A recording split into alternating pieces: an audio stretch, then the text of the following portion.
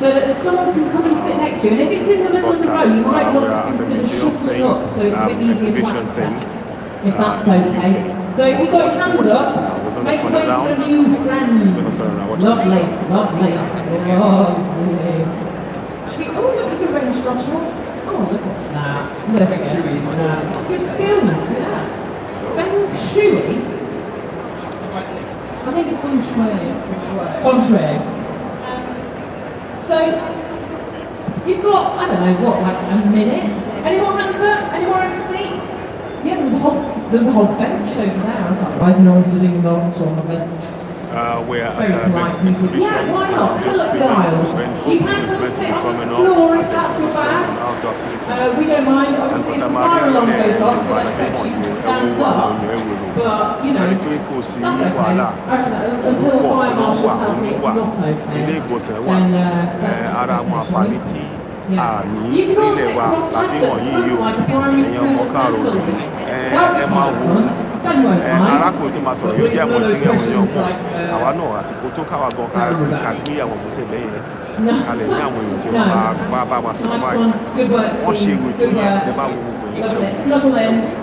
We're in the era of sort of post-COVID. So, you know, pop into your elbow. Don't touch each other. You get the gist. Lovely. Get comfy. I love this. Can I take a picture of you? Because it's very lovely. Danny, hang on. Ilẹ̀ Yorùbá ló máa dúró. Ẹ jẹ́ ká gbé ìgbésẹ̀ yẹn lápapọ̀ ó sì ti ṣe é ṣe. Sísílẹ̀ ìwà ló bá yín sọ̀rọ̀ níbí. Mo fojú mi wọ̀n mẹ́yìn. Mo dùn ìwà lẹ́yìn. Màá fi ẹgbẹ́ kí n fi ojú mi wọ̀n. Okay, in a minute, I want you to move hands in the air like you just don't care, shouting, "Get outside!"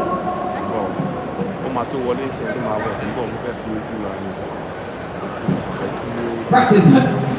After 3, get outside. Everyone's going to shout it. 1, 2, 3. Get outside! Our exhibition. 1, 2, 3. Get outside! That's lovely.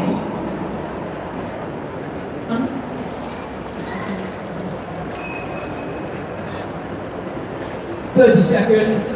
Turn to the person next to you. Tell them your favourite thing that's happened to you at the very first National Outdoor Show. Introduce yourselves first.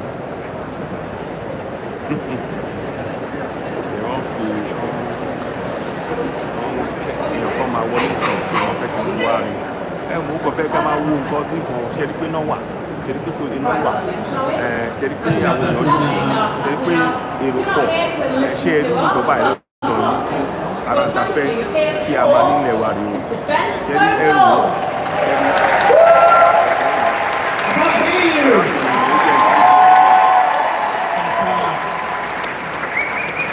kò fẹ́ kí a mọ kí ni irú àwọn àǹfààní tẹ máa rí tá bá gba Yorùbá Nation wọn láti wọ̀nyí yìí ẹ jẹ́ ká gbà ẹ jẹ́ àsọ̀rọ̀ kọ̀ ká gbà. Award-winning broadcaster and adventurer. He's written 9 Sunday Times best-selling books.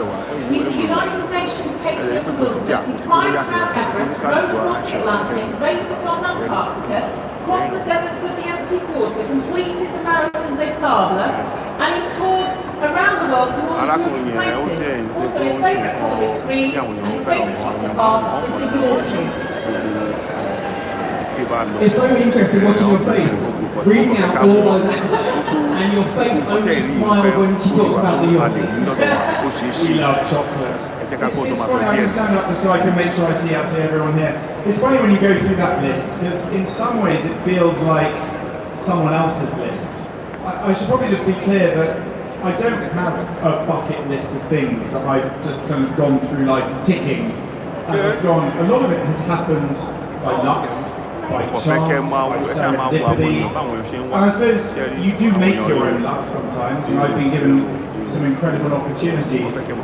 But some of you may have read one of those books that I wrote, which was called The Accidental Adventure, and I stand by that. But actually, this life that I lead now that embraces the outdoors and nature and adventure and travel really genuinely happened by accident. accident. It wasn't meant to be. He came to fame first of all in that original castaway. For those of us who are over 40, you might remember it. For those of us under 40, well, no, I mean that includes me as well.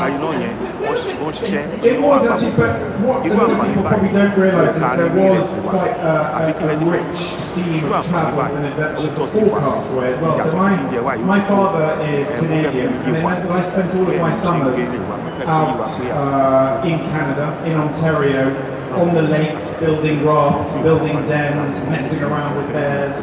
It was really fun. And then actually part of my childhood was also spent in the Hebrides. That's a place that I really love, where I spent that first year that really changed my life for the Castaway project. So I think there's always been a love of the great outdoors. But for me, it's sort of been building blocks, I think, in learning about myself and learning about why I'm doing these things, or trying to come up with a reason for doing some of these things. And what are your conclusions that you come to from? Well, I think, listen, there's a lot of... When you go and climb Everest or you roam the ocean, there's no getting away from the fact that it is an ego trip to try and conquer a mountain or cross an ocean using oars. And I think we all have an element where we want to show off to others and prove to ourselves. But I think the more of these things you do, the more you start to try and find another reason for doing those things. And for me, I've tried to put a sense of purpose into everything I've done, and anyone that has followed my career over the years, it's sort of culminated in the show that I do now, New Lives in the Wild. I think genuinely that is the pinnacle of all my achievements, because what I'm able to do now is to shine a little light, open a little window into the lives of people who we would never have a chance to see how they live. And what that then does is it inspires people to actually make a change that is genuinely possible. Because listen, climbing Everest is something I'm very proud of, and it's something that I'm sure there's people in here who would love to be able to do it. I was very lucky that I have the economic means and the time to do that. But it's not something that we're all going to go and do tomorrow, but to change your life, to tweak your life, and to learn how to live more outdoors than we do indoors. I was talking about this with someone earlier. It's kind of weird, isn't it, that we have a whole show called The Outdoor Show. And we talk about this notion that, yeah, I'm into the outdoors. And you kind of like shrug your shoulders a bit, and people assume that you've got a beard and wear Gore-Tex. We love beards and Gore-Tex, by the way, and as we can see in this room beautifully, this is now equally shared between men and women. But it still has this idea, it still has this notion that the outdoors is the unusual circumstance. But we don't talk about an indoor show. We don't talk about, oh yeah, I'm a bit weird, I'm into the indoors. And it's just kind of strange, I think, our relationship, that it's a weird place that just a few of us venture into, and you need all of this kit. I think it's slowly changing, and for me, I feel I'm part of that with the shows that I do that show people who are making genuine changes. How do you go about, well, I know it's not you personally going to find these people who are living in wilderness places, but how is that process? How do you go about finding the person who lives off-grid in the middle of nowhere? So like everything in life, there's a team, and there's an amazing team that I work with on New Lives in the Wild. I've been making it for 10 years now, and it started by going for very obvious people who were in the public eye. They'd written books, there were stories written about them, there were journalists who had already been to stay with them, and then it kind of, it grew from there, and actually now it's a lot of word of mouth. So there may well be people in here who have got in touch with me saying you should look for this person, but anyone who has done that on social media, I do look at all those things.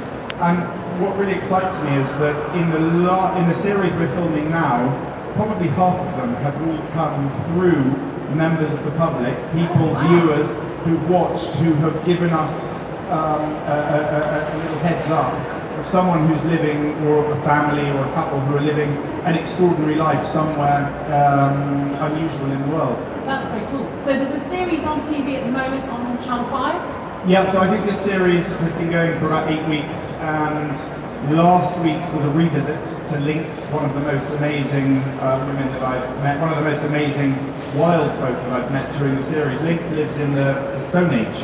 So I first visited her in Washington State, where I had this immersion. I had to live exactly as she did, and it was extraordinary. And I revisited her 4 or 5 years on, and she had moved actually to Norway. So I went to visit her new home in Norway, and she's trying to set up this wild human settlement. So almost a reserve like you would have an animal reserve out in somewhere in Africa like Tanzania or Kenya, but she wants to do it with humans who are living in an alternative Stone Age way, and she's getting very close to it. And then this week actually, on Tuesday, we'll plug that, I go back to visit another remarkable woman called Karen, who moved to the Sahara Desert. And Karen moved there about 5 years ago, and she has created this extraordinary place right on the Algerian border. And it was really, what was strange for me is that all of these trips have been done during and just after COVID. So of course, like everyone, I had to stick to very strict COVID protocols. But there were, as you'll remember, throughout the kind of various lockdowns we had, there were little windows where we could travel, we couldn't.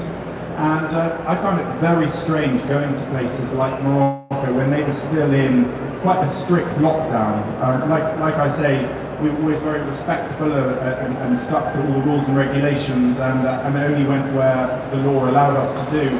But it was strange for me going to these places, seeing how other countries were experiencing lockdowns of their own. And in Karen's case, imagine what lockdown, I don't need to tell you what lockdown was like for us. We all had our own very unique experiences, but Karen was locked down in the Sahara Desert for 2 years. I mean, she was locked there. There was no way of leaving. You weren't allowed to leave Morocco. She couldn't leave that desert. And what it did is it did a really rich, unique bond with locals. She really got to know her landscape, but it was tough. It was really tough. So I think it's a fascinating, for me, it's a fascinating journey to go back and see these people again. And how quickly, Ash, when you go and see these people, let's say Lynx, for example, in Norway, just give us a percentage. What percentage of your being feels like you want to stay? And I think all of us outdoors folks have these moments where we're like, no, that's it, I'm moving to the forest, going off grid. And how much of that are you feeling at that time? Do you know what, every time, I hope you get a sense of it for those who've watched the shows, I really love the people. I really like every time. I don't think there is one person I have disliked. There are people that have different views and different opinions, but that's the beauty and richness of life. And every time I come back, every time I'm with one of these individuals, I'll give you a little, because this is all about me sharing information ahead of time. So I filmed one last week in North California with this amazing guy called Mike. I'm not going to tell you too much information, except he was at one stage the world's best snowboarder. And he bought a mountain, and he has created the most unbelievable life. Wait till you see it. I can't wait for everyone to see it, actually.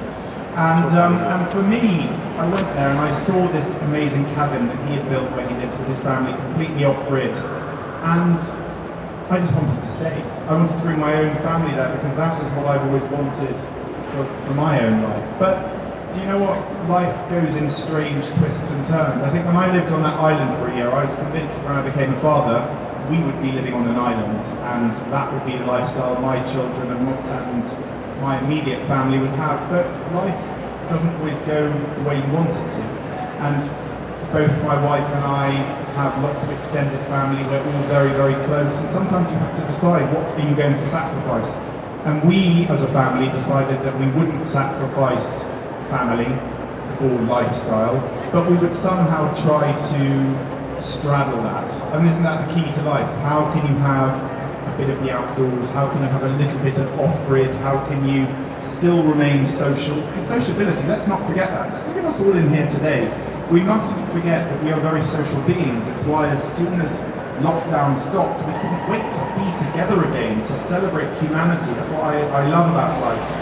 And for me, the key is to find that beautiful balance between the outdoors, nature, off-grid, travel, and family, and having people around you. So for me, anyway, the long-winded answer, we now live in Oxfordshire, And we have a beautiful relationship with the outdoors, and pre-lockdown, and hopefully now lockdown is effectively over, we're hoping to travel again as a family, and for me to teach and show my children the riches of the British Isles and beyond. Is there something, just sticking with New Life and Wild, is there something that you've identified that unites all the different people that you've visited? Something about their approach to life, or their resilience, or character? They're all incredibly resourceful, resilient, brave individuals.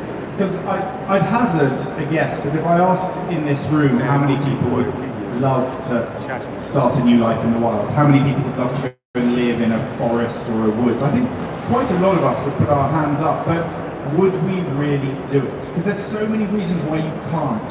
And this is what I've kind of discovered over 22 years working in this industry. There's so many reasons why you shouldn't do something. There's so many excuses. Oh, I shouldn't go for that run today. No, I've got to. It's not going to quite work. We're very good at talking ourselves out of things. But if we flip that around, we can start talking ourselves into it.